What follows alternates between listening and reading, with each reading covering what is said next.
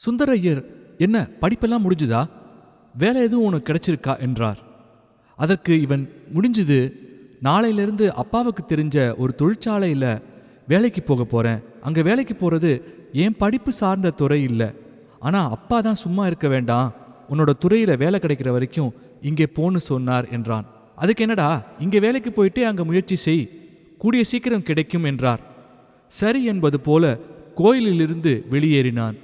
ஒவ்வொரு முறை இக்கோயிலுக்கு செல்லும் போதும் அழகழகான பிராமண பெண்கள் இக்கோயிலுக்குள் வருவதால் அவனுடைய மனம் ஒவ்வொரு முறையும் எப்பேற்பட்ட பெண்களை இம்முறை காணப்போகிறோம் என்று ஏங்கும். அப்படி சந்தித்த சில பெண்களைப் போலவே இவனுடைய எதிர்கால மனைவி இருக்க வேண்டும் என கனவு காண்பான்.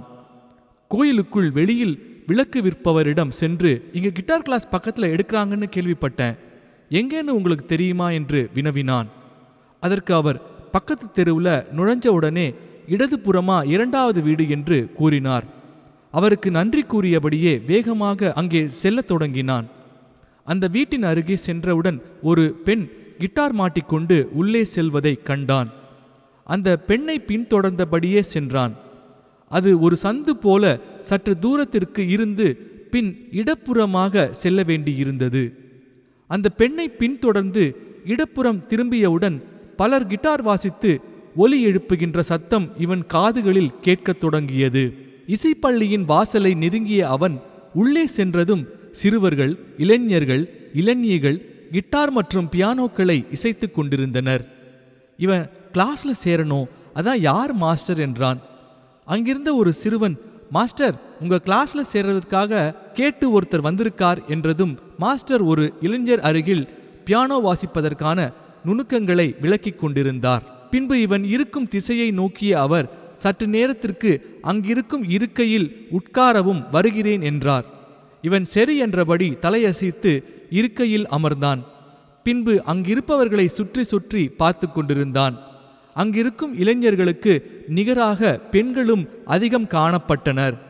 சற்று நேரத்தில் கிட்டார் பயிற்றுனர் இவனுக்கு எதிராக வந்து அமர்ந்தார். இவன், சார் என் வீடு இங்க பக்கத்துல தான் இருக்கு, அதான் நான் உங்களை பற்றியும் கேள்விப்பட்டிருக்கேன். ரொம்ப நாளாக எனக்கு கிட்டார் கற்றுக்கணும்னு ஆசை. வீட்டில் கீபோர்டெல்லாம் இருக்குது, பியானோவும் மியூசிக்கலில் கிரேட் எக்ஸாமுக்காக கிளாஸ் போயிட்டு இருக்கேன் என்று கூறினான். உடனே அவர், ஏதாவது வாசிச்சு காமிங்க பார்க்கலாம் என்றார். அங்கிருக்கும் கீபோர்டு அருகே சென்ற இவன் பீத்தோவனின் ஃபியூரலைஸ் வாசிக்க தொடங்கினான். என்று வாசிக்க தொடங்கியதும் அங்கு வாசித்து கொண்டிருக்கும் பலரும் இதனை கவனிக்கத் தொடங்கினர். சில நிமிடங்கள் அவன் வாசித்து முடித்ததும் மாஸ்டர் இவனிடம், செகண்ட் தேர்ட் பார்ட் வாசிக்க தெரியுமா என்றார்.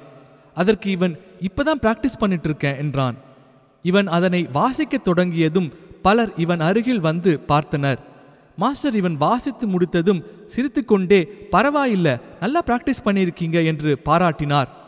பிறகு மேஜை அருகே அவனை அழைத்துச் சென்று அங்கே சேர்வதற்கான பதிவு பத்திரத்தை பூர்த்தி செய்யுமாறு கூறினார். வாரம் ஒரு கிளாஸ், டைம் கிடைச்சா கூப்பிடுறேன், முக்கியமாக நிறையா பிராக்டிஸ் பண்ணணும், என்ன புரிஞ்சுதா என்றார். அதற்கு அவன், கண்டிப்பா, கிட்டார் என்கிட்ட வீட்டில் இருக்கு என்றான். என்ன கிட்டார் என்று கேட்டதுக்கு அக்வஸ்டிக் நைலான் ஸ்ட்ரிங் என்று கூறினான்.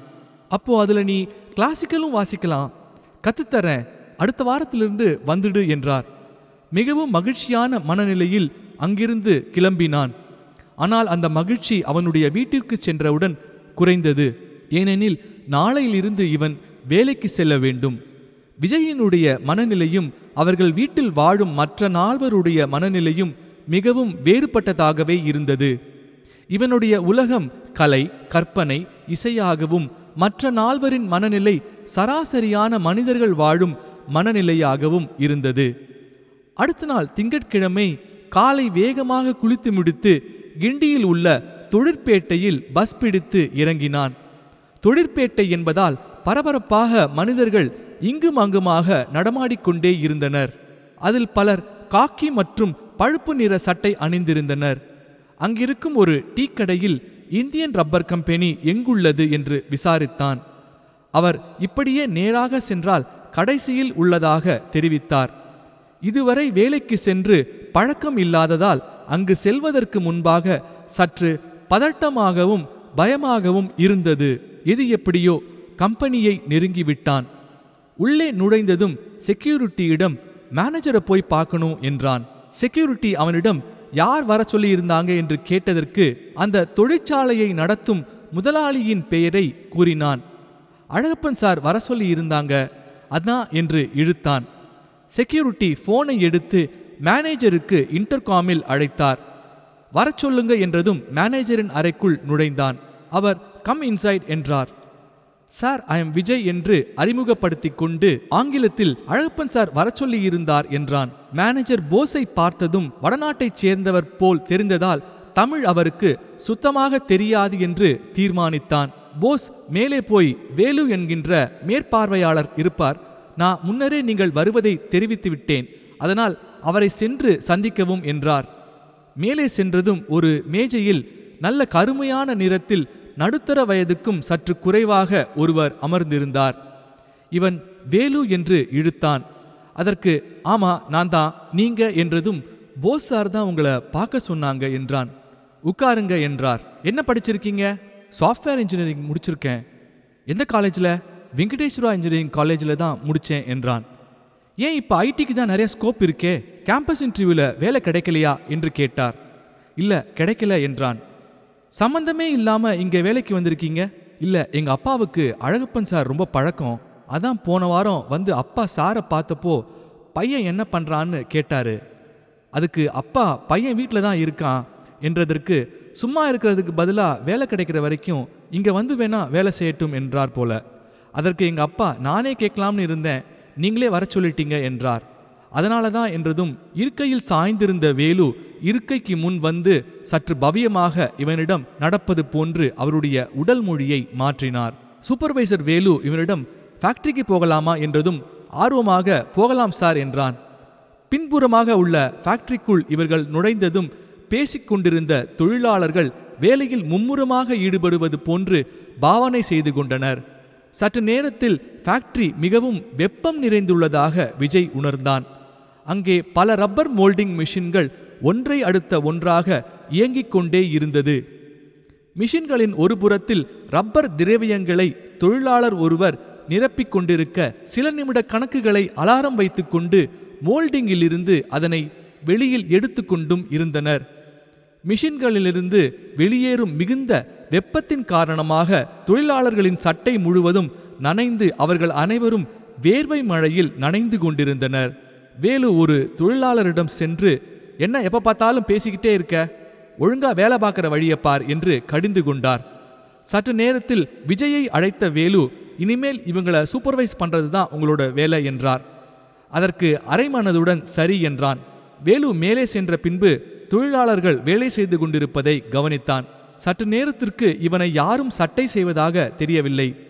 பிறகு ஒரு தொழிலாளி மட்டும் வேலை செய்து கொண்டே, என்ன புது சூப்பர்வைசர் வேலைக்கு சேர்ந்திருக்கியா என்றான். அதற்கு அவன், இல்லை ட்ரெயினிங்காக தான் வந்திருக்கேன் என்றதும் தொழிலாளி, ஓ அப்ப நீ சூப்பர்வைசர் இல்லையா என்று பெருமகிழ்ச்சி அடைந்து அதனை மற்ற தொழிலாளர்களுக்கும் தெரிவித்தான். இப்போது அவர்கள் டீ அருந்தும் இடைவேளைக்கு சென்று கொண்டிருந்தனர். சில தொழிலாளிகள் இவனை, சார் டீ சாப்பிடவா சார் என்று அழைத்தனர். இவனும் சற்று இயல்பாக சிரித்தபடியே அவர்களுடன் சென்றான். ஒரு சிலர் இவனிடம் பேசத் தொடங்கினர். எங்கே இருந்து சார் வர?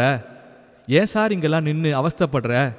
நாங்கள் தான் அன்னாடங்காட்சி இப்படி படிக்காமல் புள்ள குட்டிங்களை காப்பாற்றுறதுக்காக அவஸ்தைப்பட்டுட்டு இருக்கோம்னா நீ எதுக்கு சார்? பார்த்தா பெரிய இடத்து புள்ள மாதிரி இருக்க, ஆனால் தாங்காது சார் உன் உடம்பு, நிற்கிறது ரொம்ப கஷ்டம் என்றதும் அதை ஆமோதிப்பது போல தலையாட்டினான்.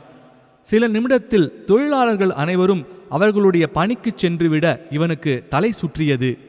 இன்றோடு பேசாமல் சென்று விடலாமா என்று யோசித்தான். அதன்பின் பல்லை கடித்து கொண்டு அன்றைய நாளை நகர்த்தினான். வேலையை முடித்துக்கொண்டு தொழிலாளர்கள் வெளியேற இவன் சூப்பர்வைசர் வேலுவிடம், சார் கிளம்பலாமா என்றான். அதற்கு வேலு, நாளையிலிருந்து நீங்க 9:30 மணிக்குள் வந்துடணும்னு மேனேஜர் சொல்ல சொன்னார். இதை கேட்ட அவன் எரிச்சலாக சரி என்றான். பஸ் பிடித்து வீட்டிற்கு வந்து சேர்ந்த அவனை பார்த்த அம்மா, என்ன இன்னைக்கு வேலையெல்லாம் எப்படி இருந்தது, அழகப்பன் சார் இருந்தாங்களா என்று கேட்டாள்.